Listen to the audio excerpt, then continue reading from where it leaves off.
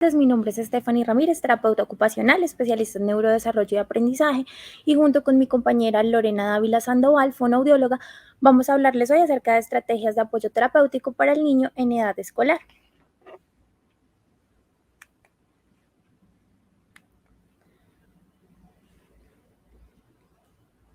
Bueno, antes de hablar de las estrategias de apoyo terapéutico, vamos a contextualizar un poco el grupo etario del que vamos a hablar el día de hoy. Entonces, niños en edad escolar comprenden desde los 6 hasta los 12 años. Si tienen niños más pequeños, igual muchos de los temas que vamos a tocar en la charla son transversales también a niños más pequeños, pero por definición los niños en edad escolar son de los 6 a los 12 años. En estos niños la ocupación principal es el juego, la educación y el autocuidado. Con ocupación nos referimos a todas estas actividades significativas con propósito y que hacen que los niños pertenezcan a un grupo social, a un contexto, a un entorno. ¿Por qué principales? Porque son las ocupaciones a las que los niños les dedican más tiempo durante su día o durante su vida en este momento. ¿Por qué el juego? Porque a través del juego los niños adquieren habilidades sensoriomotoras, interactúan con el entorno, interactúan con pares, interactúan con adultos, comprenden cómo funciona el mundo, simulan cómo funciona el mundo de los adultos. ¿Por qué la educación? Porque se espera que de los 6 a los 12 años los niños ya estén en un proceso de educación formal y que pasen la mayor parte de su tiempo en el colegio o si tienen educación en casa, pues en actividades escolares y de aprendizaje. Y el autocuidado porque ya hacia los 6 años los niños tienen mayor independencia y participación en actividades como lavado de dientes, vestido, baño y demás. En el autocuidado también incluimos pues el descanso, que es muy importante en esta etapa de los niños. Entonces, transversal a estas tres ocupaciones principales, tenemos el aprendizaje que pues está involucrado en las tres ocupaciones de los niños. ¿Qué es el aprendizaje? Es un cambio, un incremento de las ideas, es duradero, está influenciado por la práctica, influye en la conducta y se produce como consecuencia de la experiencia del aprendiz, en este caso el niño, de su madurez y de la interacción con el entorno. ¿Qué quiere decir esto? Que el aprendizaje depende del estado madurativo del niño, de su edad, de en qué contexto y en qué entorno se desenvuelve. Entonces, ¿qué factores intervienen en el aprendizaje? Es un proceso activo, es decir, no está el niño como un ser pasivo recibiendo toda la información que el adulto quiere entregarle, sino que el niño todo el tiempo está interactuando con la información que recibe. De hecho, hay estudios que dicen que los bebés ya tienen respuestas que brindan hacia la información que reciben del entorno, respuestas de agrado, de desagrado, de comodidad.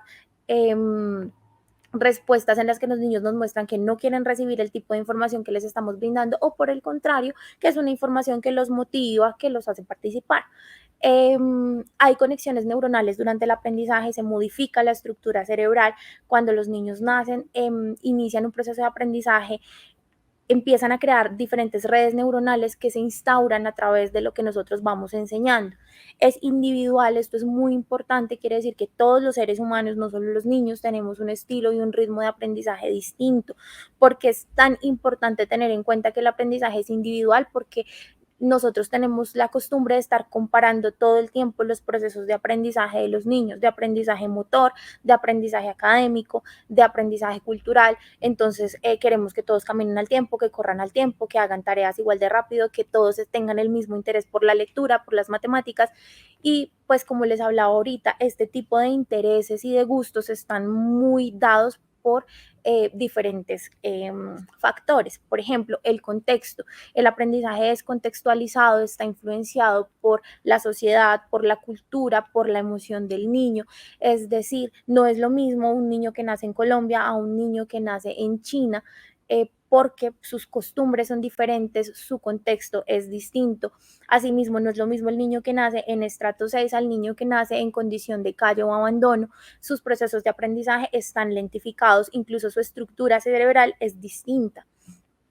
En el aprendizaje, la retroalimentación es muy importante, es fundamental.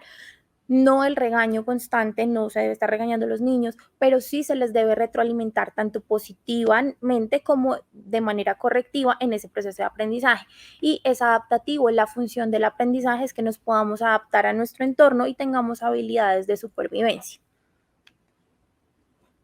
¿Cómo aprenden los niños? Los niños aprenden a través de la experiencia, a través de la interacción que tienen con eso que le queremos enseñar, a través de la observación. Entonces, no sé si han escuchado que los niños nos observan más de lo que nos escuchan.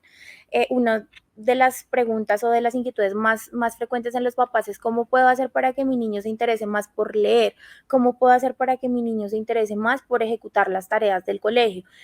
Pero pues si nunca ven a los papás leyendo, si no están en un contexto que los acerca a los libros, pues es muy difícil que el niño lo logre. Aprenden a través de la interacción social. Entonces, depende de lo que yo le muestro, el grupo social en el que lo involucro, pues el niño va a tener diferentes aprendizajes, claramente a través de la instrucción y la enseñanza, que es lo que nosotros como adultos hacemos todo el tiempo, el seguimiento instruccional, hacemos modelación, hacemos los docentes pues todo el tiempo están dando información a los niños a partir de la repetición y la práctica y por supuesto a través del juego, que es la herramienta más valiosa para que los niños aprendan. Bueno, acá quiero hablarles de un tema muy importante que es la relación entre el estrés y el aprendizaje. ¿Por qué vamos a hablar de esto? Porque como vimos, el aprendizaje está mediado por múltiples factores. Sin embargo, nosotros como adultos y como padres quisiéramos que los niños aprendieran todos al mismo ritmo, todos muy rápido y que respondieran a las demandas del entorno como nosotros como adultos lo haríamos. Entonces, que si yo le pongo una tarea de matemáticas y la tarea parece para mí muy sencilla, yo espero que el niño pueda sentarse y terminarla solo en un tiempo muy cortico. Pero pues eso no va a pasar, nos genera estrés como adultos, le genera estrés a los niños. Digamos que el estrés nosotros siempre lo vemos como si fuera algo que solamente le sucede a los adultos. Cuando uno habla de estrés, uno piensa siempre en una persona adulta. Digamos que uno no piensa en que los niños podrían estresarse. Sin embargo, en los niños pasa, ¿cómo lo definimos? Como una respuesta de alarma, como algo que está, hay algo que está amenazando al niño, hay algo que lo está haciendo sentir incómodo y el niño genera una respuesta. ¿Qué respuesta puede generar? Una respuesta de huida, una respuesta de querer salir corriendo, de querer abandonar lo que está haciendo, una respuesta de miedo, empiezan a llorar, empiezan a meterse debajo de la mesa, o una respuesta de enfrentamiento o desafío, y no lo voy a hacer y punto, que es una de las situaciones como más difíciles para nosotros como adultos. Hay una corriente que se llama disciplina consciente, que nos habla de qué pasa en el cerebro de los niños cuando se estresan. Entonces, ellos dicen que cuando el niño está en su pleno nivel de estrés, activa en su cerebro todos los centros que tienen que ver con la supervivencia, el tronco encefálico, es decir, el niño simplemente está preparado para defenderse, para huir o para quedarse pasmado porque no puede hacer nada. ¿Por qué es importante saber esto respecto al aprendizaje? Porque en ese momento donde el niño está tan estresado, su cerebro solo está pensando en eso y no hay posibilidad de que haya un aprendizaje efectivo. Cuando el niño pasa esta etapa de furia, de mal genio, muchos generalmente tienden a llorar, tienden a buscar un abrazo, están en un estado emocional donde se activan los centros del cerebro responsables de la emoción, el sistema límbico, y tampoco es un momento de hacer un aprendizaje efectivo. Y posteriormente ya el niño puede estar en un estado ejecutivo con sus lóbulos prefrontales, que son los encargados de toda esta parte de ejecución, preparados para tener un aprendizaje adecuado. Porque es importante que nosotros conozcamos esto para que sepamos que los niños cuando están en situaciones de estrés no aprenden. Entonces eso que pasaba antes, que la letra con sangre entra o que la mamá se sentaba con la chancla en el comedor para que los niños aprendieran las tablas de multiplicar, pues realmente está estudiado que no hay un aprendizaje efectivo. Puede que por conductismo los niños sí tengan algo de aprendizaje por miedo, porque les da miedo que les peguen, entonces tienen que aprender cuánto es 3 por 2, pero realmente no hay un aprendizaje que sea efectivo para los niños. ¿Qué situaciones son estresantes? Por ejemplo, excesiva carga de tareas escolares y extraescolares, que esto es un punto en el que debemos ser muy cuidadosos, porque ahora encontramos que los niños están metidos en múltiples actividades. Entonces salen del colegio y llegan a clase de equitación, llegan a clase de música, de pintura, un montón de actividades que si bien para nosotros parecen muy divertidas y que mantienen al niño ocupado, pueden generar estrés porque nunca tienen tiempo de estar libres, de jugar, de hacer algo que ellos quisieran. Las altas exigencias académicas, los tiempos de exámenes, dificultades en las relaciones interpersonales, que ahora también lo estamos viendo mucho en los temas de bullying en los colegios, y también incluso las relaciones interpersonales con los adultos o con los pares, que son los acompañantes de ese proceso escolar, porque si yo no comprendo cómo es el tipo de aprendizaje de mi hijo, si yo no comprendo cómo ayudar a mi hijo a que tenga una buena relación con su estudio, me voy a volver también una relación difícil para él. También hay situaciones de estrés que vienen dependientes de la metodología de enseñanza, del tipo de enseñanza que tengan las personas que acompañan el aprendizaje, la competencia, las dificultades de aprendizaje claramente y las bajas calificaciones escolares. Entonces, para hablar de cómo son las respuestas hacia el estrés de los niños o qué podemos esperar, qué tanto podemos exigirle a un niño, es importante que entendamos que el desarrollo de las funciones ejecutivas se da en los niños más grandecitos y para incluso llegando a la adultez. ¿Qué son las funciones ejecutivas? Son estas habilidades que nos permiten regularnos, planear, tener flexibilidad del pensamiento, organizar la información, ver diferentes rutas para resolver problemas sencillos. El cerebro de los niños todavía no tiene estabilidad. Entre los 6 y los 8 años inicia el reconocimiento de riesgos, es decir, que antes de los 6 años, por eso los vemos que se suben en cualquier lugar, que corren sin medir si hay objetos cerca, que tumban al compañerito y a veces no se dan cuenta porque su cerebro aún no tiene la habilidad y la capacidad de medir y decir, hey, si yo me muevo rápido voy a tumbar a mi compañero, me voy a caer, me voy a golpear. Digamos que ahí es función del adulto enseñarlo y dirigirlo hacia actividades que son seguras. Inicia la atención sostenida e inicia el control motor. Entre los 9 y los 11 años aparece la memoria de trabajo, las relaciones visoespaciales, el control motor, el control inhibitorio, y entre los 12 y los 15 años ya tienen la habilidad de flexibilidad del pensamiento, que es esa habilidad que yo tengo de si no me funciona por esta ruta, yo lo voy a hacer por esta. Si no tengo color negro porque al color negro se le partió la punta y yo no tengo tablalápiz, ok, puedo pintar esto de gris. En los niños eso no pasa, no hay flexibilidad del pensamiento, y si no tienen el color negro, entonces lloran, se desesperan, y ya es tarea del adulto de acompañar y entender que es que el cerebro de los niños no funciona igual que el cerebro del adulto. Entre los 2 y los 15 años aparece la habilidad de planear, de anticiparse a lo que va a pasar y de decir, ok, yo voy a empezar a hacer las tareas desde la más difícil hasta la más fácil. En este momento, en esta etapa escolar, esas tareas son de los adultos. Nosotros debemos enseñarles cómo organizar, jerarquizar, que eso lo vamos a hablar más adelante, porque los niños todavía no tienen estabilidad. Bueno, entonces las funciones ejecutivas tenemos memoria de trabajo, control de impulsos e inhibición, flexibilidad del pensamiento y utilización de la retroalimentación. Yo entiendo lo que me están diciendo, planificación y organización de tareas, resolución de problemas y el control emocional. Para continuar hablando acerca del desarrollo, entonces le voy a dar paso a mi compañera Lorena, fonoaudióloga, que les va a hablar acerca del habla. Bueno, muy buenas tardes para todos. Gracias por acompañarnos en este evento. Para dar continuidad a la temática que venimos manejando el día de hoy, vamos a continuar hablando del proceso de adquisición e integración de los sonidos del habla. Este proceso es fundamental para el aprendizaje de la lectura y de la escritura. Generalmente pensamos que cuando los niños empiezan a hablar o a formar palabras, tendrían que estar diciendo los sonidos de manera correcta. Sin embargo, este proceso de aprendizaje, de adquisición, se da por etapas. Realmente, ¿qué son las que les voy a mostrar a continuación? En la etapa de los 3 años, a los 3 años y 11 meses, generalmente los niños inician o integran ya los sonidos como la M, la N, la ñ, la P, la B, la K, T, D, la Ch, la L y la F. De los 4 años a los 4 años 11 meses, inician con la adquisición de los sonidos posteriores como son la G, la J, los anteriores, que son la L, y inician la combinación entre dos consonantes. De los 5 años a los 5 años y 11 meses ya empiezan a hacer mayores conjugaciones entre los sonidos, como la K con la L, la P con la L, la B con la R.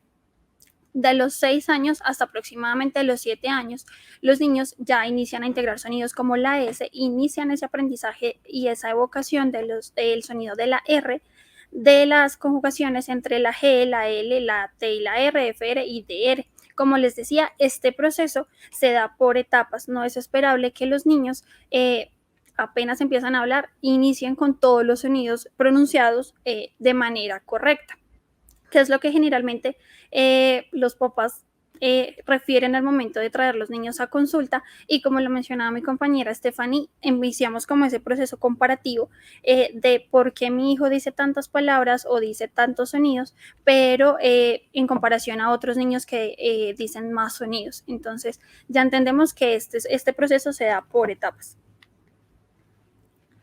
Adicionalmente, dentro de las etapas del proceso de desarrollo de la lectura, encontramos 6 etapas principales. La primera inicia a partir de los 6 meses a los 6 años, en donde los niños se encuentran en una etapa preescolar, que es donde desde las etapas de comunicación temprana, desde los 6 meses, nosotros empezamos a hacer esas aproximaciones a la lectura. Mostramos libros con imágenes, con sonidos, con texturas, y ayudamos al niño a que haga esas asociaciones entre el sonido. Por ejemplo, este es el perro hace de esta manera, ahora muéstrame aquí cuál es el perro. Sí, muchas veces los niños lo empiezan a hacer de esa manera. Adicionalmente empiezan a nombrar letras, ya empiezan a escribir su nombre y a reconocer signos como avisos. De los 6 a los 7 años ya se encuentran en una etapa escolar entre primero y segundo grado, en donde los niños aprenden mayores reglas y asociaciones entre fonema, grafema, mayores combinaciones, ya logran leer palabras y textos simples. En este apartado nos mencionan 600 palabras. Sin embargo, como les mencionaba Stephanie anteriormente, el aprendizaje no se da de manera lineal o igual en todos los niños. Todos los niños aprenden de manera diferente de acuerdo al proceso de estimulación y a la exposición del contexto donde estén inmersos. De los 7 a los 8 años ya se encuentran en un grado de tercero a cuarto de primaria. Ya en este proceso logran leer historias completas de manera más fluida, reconocen mayor vocabulario, asocian mayor el tema de los significados.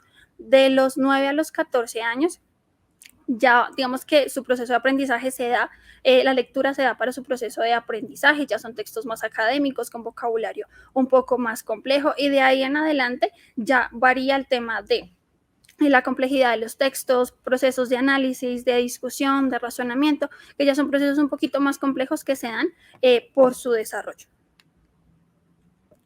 Y en cuanto a las etapas de la escritura, encontramos tres etapas fundamentales. La primera es la etapa prefonética, que se compone de que en este proceso no hay una comprensión exacta de lo que es la letra o la ortografía o el alfabeto, sino el niño lo que empieza a hacer es como círculos o formas, rayas, ¿sí? Líneas que asocian a una letra o sonido en específico, que es cuando los niños dibujan, no sé, un círculo y tú les preguntas, ¿qué dibujaste o qué escribiste ahí? No, esa es la A, o es un 1 o es una casa, pues más que todo de esa manera. La segunda etapa es la etapa fonética, la cual se divide en 3 subetapas.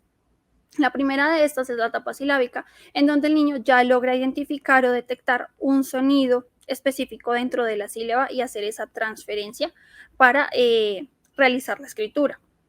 La segunda etapa es la etapa silábica alfabética, en donde el niño ya continúa con ese proceso de detección de los sonidos y representa sílabas o palabras completas. Y en la etapa alfabética el niño ya puede detectar todos los sonidos y hacer esa transferencia o esa transformación hacia la letra por medio de la escritura de manera correcta. Y el último proceso que se da en este proceso de aprendizaje de la escritura es la ortografía. Ya como parte final, el niño ya tiene mayor conciencia ortográfica del uso de las reglas y demás durante su proceso de escritura. Hay algunos factores que interfieren en este proceso de aprendizaje y desarrollo. Inicialmente hablaremos del riesgo ambiental, en donde podemos encontrar casos donde los niños son sobreprotegidos o hipoestimulados o que han tenido exposición a algún contexto que les haya generado alguna dificultad en su proceso de aprendizaje o de desarrollo. Por ejemplo, exposición a la violencia, casos de abuso, de abandono, de crecimiento, por ejemplo, en lo que mencionaba Stephanie, de niños que nacen en situación de calle, en donde no tienen ese acceso a ese proceso de aprendizaje de manera correcta. Y en cuanto al riesgo biológico, entonces ya son estos procesos más clínicos, en donde por su compromiso neurológico, motor, cognitivo, nos generan esas barreras en el proceso de aprendizaje y nos llevan a que se implementen estrategias diferentes para facilitar ese aprendizaje en los niños que sufren de alguna condición. ¿Qué signos de alarma podemos encontrar en este proceso de aprendizaje de la lectoescritura? Encontramos niños que confunden las palabras con sonidos similares, por ejemplo, que empiezan diciendo, no sé, chaqueta y escriben saleca, ¿sí? Tienen algún punto de aproximación en el sonido y empiezan a hacer este tipo de sustituciones. Adicionalmente, le cuesta mantener el orden secuencial de las sílabas, asociar el sonido con la letra, le es difícil deletrear, dificultad para aprender el nombre de los colores, de los números, le cuesta comprender lo que lee, muestra rechazo a leer por el proceso de frustración que le puede estar generando. Y otras características es, por ejemplo, cuando leen de manera silábica o muy baja fluidez, y esto les genera mayor tiempo de gasto de atención. Adicionalmente, les genera un proceso de frustración, de desmotivación, y todo esto lleva a que el niño empiece a presentar ese rechazo hacia la lectura puntualmente. Adicionalmente, el niño no adquiere una lectura funcional automática, por lo que requiere mucho esfuerzo. Esto es referencia a lo que les mencionaba anteriormente. Les genera mayor tiempo de atención, el estar quietos en un solo lugar, el estar, tal vez con el estrés o con la presión de que se encuentran dentro del entorno escolar y la docente está como pendiente de que realice algún proceso específico, o incluso en casa. Le cuesta aplicar las normas ortográficas, presentan poco dominio o dificultad para el aprendizaje de las tablas de multiplicar, se les dificulta más allá de realizar esa conversión entre el sonido, la letra o la lectura de la letra, la estructuración de palabras o de frases. Entonces, esto puede llegar a generar o incurrir en un proceso de estrés, como lo mencionaba mi compañera anteriormente. Y a continuación hablaremos de estrategias para el manejo de estas dificultades en casa. Iniciaremos con mi compañera Stephanie, quien les va a presentar este proceso. Bueno, entonces para empezar a hablar acerca de las estrategias en casa, vamos a hablar estrategias para favorecer la atención. Es importante que tengamos en cuenta cuáles son los tiempos de atención esperados por edad de los niños, para que así no nos estresemos o no nos frustremos porque los niños no se mantienen más tiempo en una actividad. Entonces, de los 0 al 1 año, al primer añito de vida, más o menos mantienen atención entre 2 y 3 minutos. Entre el 1 y los 2 años mantienen atención de 5 a 10 minutos, de los 3 a los 5 ya logran mantenerse en una misma actividad por tiempos de 10 a 20 minutos, de los 6 a los 12, que son este grupo grande del que estamos hablando, ya logran mantener atención de media hora a 1 hora, y de los 12 años en adelante ya logran mantenerse 1 hora en una misma actividad. Es decir, que muchas de las consultas que llegan a nosotros es porque el niño no logra mantener la atención, no se queda quieto en el puesto. Pueden haber muchos factores que influyen en que el niño no se queda quieto en el puesto, y cuando los traen a valoración, pues nosotros realmente miramos qué es lo que está generando esto. Pero digamos que cuando exploramos de fondo muchas veces nos encontramos con que pretenden que un niño de 6, 7 años se quede en una clase de 1 hora, digamos en un mismo tema, y es algo que pues realmente no va a pasar y no está fuera de lo normal, porque lo normal es que el niño después de la media horita ya empieza a sentirse cansado y necesite un cambio en las actividades que está haciendo. ¿Qué podemos hacer para favorecer la atención y para optimizar estos tiempos en los que los niños se mantienen atentos y en una sola tarea? Lo primero es limitar el uso de pantallas. Eso lo hablamos todo el tiempo, en todo momento les estamos diciendo eviten usar las pantallas. ¿Por qué? porque las pantallas tienen estímulos constantes todo el tiempo. En las pantallas cambian los colores, cambian los sonidos, cambian todos los estímulos que están recibiendo los niños y la vida real no funciona de esa manera. En la vida real el niño está sentado prestando la atención a un mismo estímulo, pueden que hayan otros alrededor, pero no son tan fuertes. En el televisor no pasa lo mismo. Eso por un lado. Por otro lado, porque los niños prefieren estar en el televisor, en la tablet, que pues ejecutando otro tipo de juegos, otro tipo de tareas que favorecen pues las actividades, favorecen las habilidades de atención. Permitir tiempo de juego o descanso previo a la actividad, es decir, no deberíamos hacer que los niños lleguen del colegio inmediatamente a hacer las tareas escolares. Si bien es un deber que deben cumplir, no está bien que los niños lleguen, almuercen y se sienten a hacer tareas, lo ideal, porque vienen ya de un ambiente escolar, de un ambiente donde han estado trabajando todo el tiempo. Entonces, lo ideal es que lleguen, se cambien, almuercen, sí, pues los que llegan a almorzar y tengan un tiempo de juego entre el colegio y las actividades.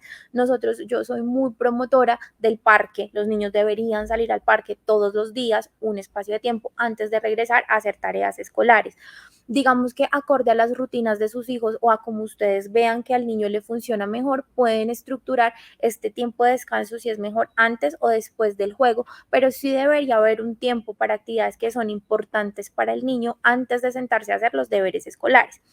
Anticipar al niño sobre lo que se va a realizar. Si nosotros más adelante les voy a hablar de eso, pero si nosotros tenemos unas rutinas establecidas con los niños saben que no van a estar toda la tarde haciendo tareas, sino que después de la tarea viene una actividad que es más divertida, que es tiempo en familia, que es importante para él y así pues van a estar motivados para terminar esta tarea que no es tan chévere. Digamos que no quiere decir que siempre las tareas escolares son aburridas, pero claramente entre jugar y sentarse a hacer la tarea del colegio, el niño siempre va a preferir jugar. Entonces, es importante que les mostremos que no toda la tarde y no todo el tiempo se va a ir en dicha actividad, sino que el niño sepa, mi amor, vamos a hacer la actividad de matemáticas, de español y después de estas dos ya vas a poder ir a hacer otro tipo de cosas, pero hay que terminarlas para que el niño sepa que hay un inicio y que hay un final en la actividad. Disponer de un ambiente adecuado, ahora también les voy a mostrar un poquito más sobre eso, pero debe haber un ambiente adecuado para la ejecución de tareas, es decir, el niño no debe estar haciendo tareas en el comedor donde están comiendo los demás, donde hay juguetes expuestos, donde el televisor está prendido, donde están escuchando música, sino que debe haber un ambiente que esté dispuesto para que el niño ejecute sus tareas. Establecer hábitos y rutinas, lo que les decía ahorita, la anticipación y la organización es lo que más ayuda a que los niños mantengan un foco atencional, jerarquizar actividades y utilizar tiempos específicos para las actividades. Es decir, vamos a trabajar en la tarea de matemáticas media hora hasta que se cumpla, hasta que suene la alarma, hasta que ahorita les hablo un poquito de eso, hasta que suene la alarma, hasta que se acabe este reloj, hasta que el palito del reloj llegue a este número, vamos a estar trabajando en esta actividad para que el niño sepa que debe enfocarse solo en esa actividad durante ese tiempo. Eso nos permite también a nosotros tener aproximaciones verbales adecuadas con los niños. Acuérdate, el niño va a empezar a contarnos todo lo que le pasó durante el día. Entonces, imagínate que hoy Pepito llevó más melos a las 11. Entonces, ok, mi amor, acuérdate que estamos haciendo la tarea de matemáticas hasta que el palito llegue a este número. Cuando llegue a ese número me puedes contar. Eso nos permite a nosotros quitar, aislar esos estímulos que llegan diferentes y que el niño permanezca en el foco atencional. Actividades para que finalice. Entonces, anticipación siempre es lo más importante, rutinas establecidas y uso de alarmas, uso de reloj de arena, uso de temporizadores. Eso nos permite que los niños tengan el cerebro de los niños es muy concreto. Entonces, cuando hay un estímulo visual o un estímulo auditivo que les dice que hay un principio y un fin, logran desempeñarse mejor que cuando están pensando todo el tiempo hasta cuando esto se va a acabar o cuando tienen en su cabeza que esto es un tiempo infinito. Mm, Dividir las tareas en pequeños pasos. Si nosotros vemos que la tarea es larga y que el niño se va a demorar, lo ideal es que pongamos un tiempo específico, le demos una pausa para que el niño vaya, tome agua, nos cuente algo que le pasó en el colegio, coma algo y vuelva a la tarea. ¿Sí? No deberíamos tenerlo sentado una hora, hora y media terminando la misma tarea. Primero porque no va a ser efectivo, el niño después de la media hora ya va a estar pensando en todo menos en la tarea. Y segundo porque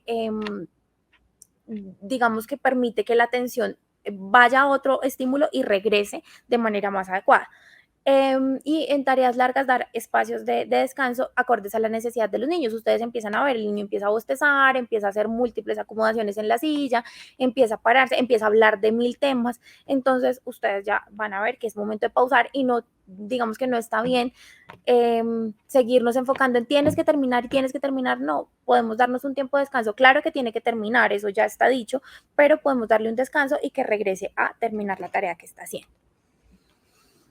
¿Qué estrategias podemos usar para favorecer el seguimiento de instrucciones? Lo primero es verificar que el niño nos está prestando atención cuando le estamos hablando, porque muchas veces damos la instrucción desde la cocina, desde la sala, y no sabemos si el niño está escuchando lo que nosotros le estamos diciendo. O le hablamos mientras el niño está coloreando, mirando la tablet, mirando el celular, y entonces pues no garantizamos que la instrucción efectivamente llegó. Usar lenguaje en positivo enfocado en lo que quiere que el niño sí haga, porque nosotros culturalmente además estamos muy arraigados a dar la instrucción en lo que no queremos que el otro haga. Entonces, no toques eso, no corras, no te levantas de la silla. Lo que debemos hacer es dar las instrucciones en positivo para que el cerebro de los niños visualmente tenga una imagen de qué es lo que debe hacer. Mi amor, mantente sentado en la silla. Mi amor, mantente en la tarea que estás haciendo. Utilice un tono de voz que mantenga la atención del niño, no gritado, no fuerte, pero tampoco un tono tan pasivo que haga que el niño no mantenga el foco atencional en lo que nosotros le estamos diciendo. Organice la información antes de dársela al niño. Muchas veces damos instrucciones confusas porque ni siquiera nosotros como adultos tenemos tan claro qué es lo que queremos que el niño haga. Entonces, primero, piense exactamente qué quiere que el niño haga específicamente para que él pueda ejecutarlo. Prefiere instrucciones sencillas en vez de instrucciones que tienen tantas cosas. Lo puntual que quiere que haga, mi amor, siéntate y haz la tarea de matemáticas. No, ve, tráeme el cuaderno, saca la silla, siéntate, mira qué tareas tienes, algo puntual. Ve y haz la tarea de matemáticas. Retroalimenta de manera positiva cuando vea que el niño cumplió con la actividad que usted le solicitó. Vi que hiciste tu tarea, eso está muy bien. Vi que terminaste como habíamos pensado antes de que el palito llegara al número que dijimos. Antes de que sonara la alarma, lograste terminar tu actividad, muy bien. Involucre al niño y explíquele la importancia de lo que usted le está pidiendo. Evitemos el vas a hacerlo porque yo lo digo, porque hay que hacerlo, sino mi amor, es que si no haces la tarea de biología, vas a tener una mala nota y después vas a tener que repetir la materia. Entonces, sí, para que el niño entienda que lo que está haciendo va a tener una consecuencia y por eso es importante que él lo haga. ¿Cómo debería ser un espacio para hacer tareas escolares? Lo primero es que debe ser un espacio distinto al espacio en el que el niño juega. Es decir, no debemos tener los juguetes en el mismo lugar donde el niño tiene sus libros de actividades escolares, porque eso va a hacer que si el niño se sienta a hacer una tarea, va a tener muchos objetos distractores alrededor que van a hacer que pierda el foco atencional con facilidad. El espacio debe tener buena iluminación, no debe tener ruido amplio. Si los niños están haciendo tareas, evitemos tener el televisor prendido o música encendida, a menos que pongamos música tranquila que le permita concentrarse. Evitemos que los niños se sienten a hacer tareas mientras los hermanitos están jugando al lado. Primero, porque él se va a querer participar del juego y segundo, porque el ruido de los hermanitos lo va a desconcentrar. La mesa y las sillas para hacer tareas deben ser acordes a la estatura y a las necesidades de los niños. Si nosotros en la oficina nos cansamos porque tenemos una silla inadecuada, una mesa inadecuada, pues los niños que son pequeños y que están aprendiendo a regular su cuerpo muchísimo más, por lo que es importante que la silla siempre permita que las rodillas estén flexionadas a 90 grados, que los pies toquen el piso, los pies no deben estar colgando y que los codos queden aproximadamente a 90 grados, no muy arriba, no muy abajo, para que el proceso grafomotor pues sea de manera adecuada. Debe haber adecuada disposición del material necesario para las actividades, que el niño sepa dónde lo va a encontrar y dónde lo va a dejar y siempre debe estar ordenado. ¿Cómo estructurar hábitos y rutinas? Organice la rutina de los niños de manera clara y anticípelo sobre lo que va a suceder. Entonces, él sabe que durante el día, y eso ya lo tiene claro, llega del colegio, se cambia el uniforme, almuerza, sale a jugar media hora, regresa, hace tareas, termina, se empijama, cena, a dormir. ¿Sí? Debe ser claro. que sea una rutina funcional para usted como adulto y funcional para el niño. Delegue tareas específicas escolares y como las del hogar. Entonces, todas las noches este niño de 6 a 12 años, que son pues como el grupo grande del que estamos hablando, tiene la tarea de limpiar el comedor después de la cena y es una tarea que no es negociable, hace parte de su rutina y está escrito, el niño ya lo sabe. Delimite un tiempo de juego específico, así como es muy importante que entre la rutina del niño estén las actividades escolares y esas actividades del hogar en las que empieza a participar, es muy importante, fundamental, que haya un espacio de juego entre su rutina para que el niño sepa que su tiempo de jugar es de 3 a 4 de la tarde, por ejemplo.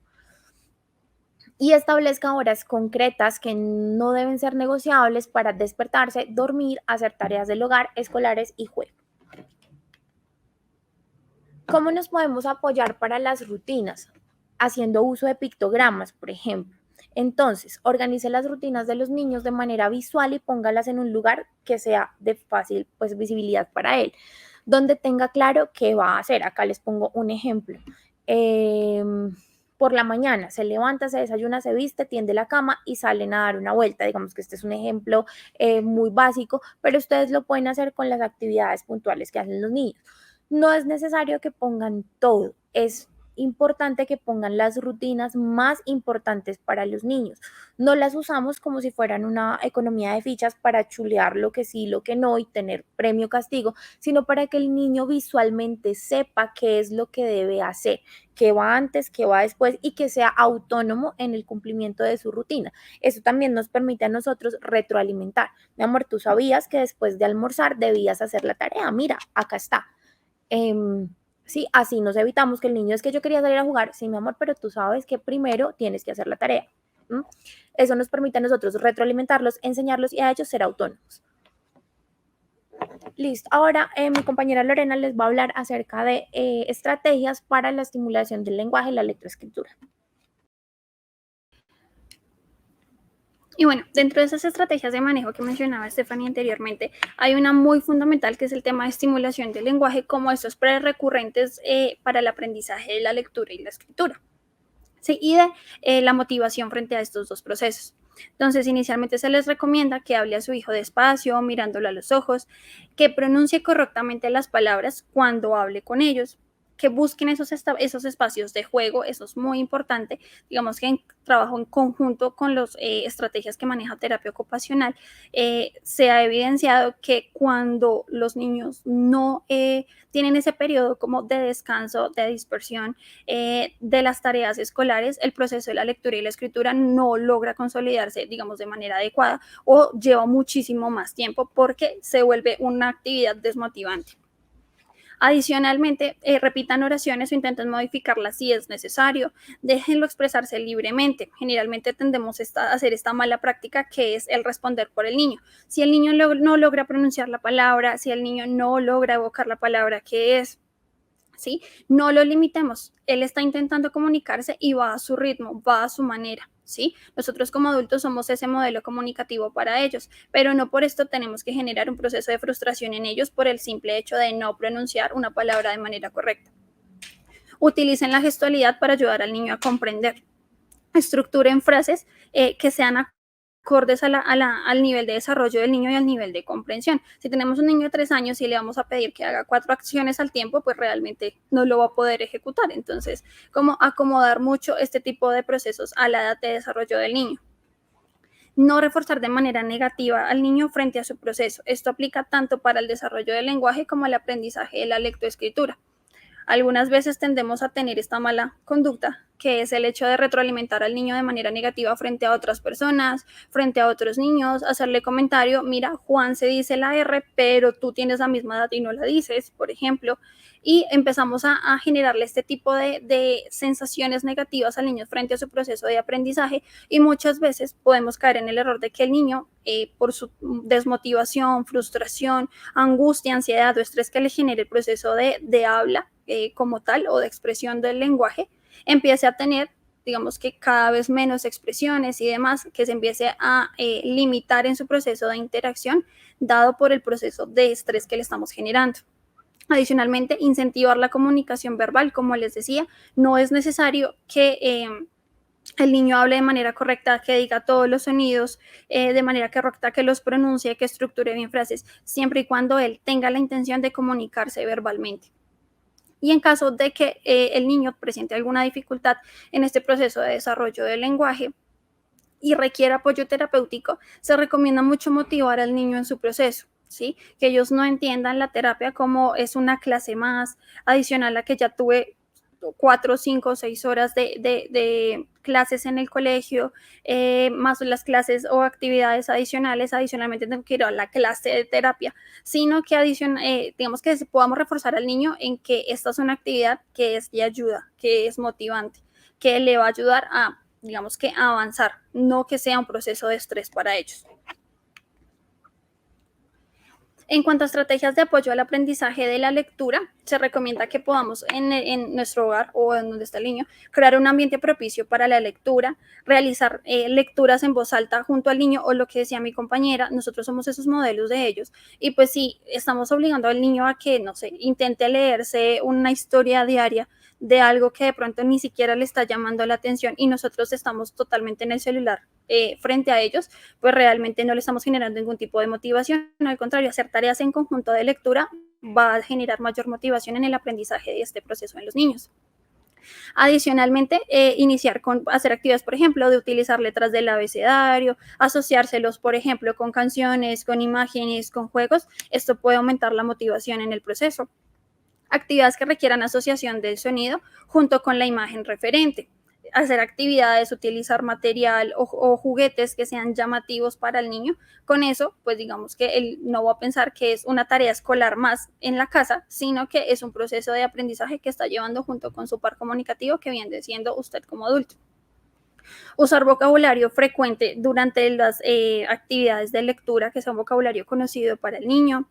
Dentro de estas actividades de lectura en voz alta, entonces utilizar cuentos donde se generen varias frases exclamativas, interrogativas, que llamen la atención de la lectura del niño, por la lectura del niño, perdón, establecer rutinas de lectura que sean de agrado, no generalmente se recomienda que se imponga un tema específico, sino que el mismo sea quien se interese y digamos que manifieste el tema que le gusta frente a lo que le gusta leer. Proporcionar refuerzos positivos y realizar preguntas frente a lo que lee, no como manera evaluativa, sino como interés para que el niño te cuente qué es lo que leyó. Dentro de las estrategias de apoyo al aprendizaje de la lectura, se recomienda lo que hablábamos inicialmente, crear un ambiente tranquilo, libre de distractores, que en este espacio encuentre herramientas que, digamos, le generen ese interés por colorear, por escribir, hacer actividades de asociación entre la letra, el sonido, escribirlo juntos, apoyar el proceso de escritura manualmente si es necesario, hacer juegos como descripción de imágenes, de historias, repisar letras, proponer un espacio para escribir y dibujar, que es lo que mencionaba anteriormente, reforzar de manera positiva el hecho de que el niño quiera escribir frente a algo, haga un dibujo frente a algún tema específico, frente a lo que hizo en el día, frente a alguna tarea específica y realizar el acompañamiento constante dentro de las tareas académicas. Y una pregunta muy importante es el hecho de cuándo vamos a buscar ayuda terapéutica, ¿sí? Vamos a hablar de dos procesos, tanto en el momento en que se requiera llevar al niño a terapia ocupacional y fonoaudiología, dentro de los aspectos generales que nosotros encontramos. Es si presenta algún tipo de retraso en el desarrollo, compromiso cognitivo, si existen dificultades en la realización de actividades como atarse los zapatos, vestirse, usar los cubiertos, saltar, correr, lanzar, si presenta respuestas exacerbadas a los estímulos del medio o si por el contrario no presta mucha atención a ellos, cuando no puede quedarse quieto durante la ejecución de alguna tarea. Y en cuanto a la parte comunicativa, entonces, si el niño presenta baja intencionalidad por comunicarse, por hablar, por escribir, por leer, cuando presenta dificultades para comprender, para seguir instrucciones, para aprender o integrar algún tipo de vocabulario, las dificultades para aprender los sonidos del habla, y en esto enfatizo el hecho de que, como mencionaba anteriormente, no es un proceso que se dé de manera inicial, sino hay unos sonidos específicos que se aprenden por edad. ¿sí? A veces, digamos que exigimos que el niño hable de manera correcta a ciertas etapas cuando todavía ese sonido, por ejemplo, que le estamos exigiendo que diga, no pertenece a esa etapa y lo va a aprender o adquirir más adelante. Cuando hay dificultades para estructurar y organizar las frases, cuando hay repeticiones de sonido, aquí yo coloco en paréntesis disfluencia, que son lo que más se asocia a lo llamado tartamudez, dificultades para la asociación entre los sonidos y las letras, tanto para la lectura y la escritura, dificultades en la fluidez de la lectura de la escritura, lo que hablamos inicialmente, la lectura silábica persiste por muchísimo tiempo, se demora mucho para escribir, cuando hay omisiones o sustituciones o esa asociación entre sonidos o de las letras que no son los correctos y cuando hay baja comprensión de lectura.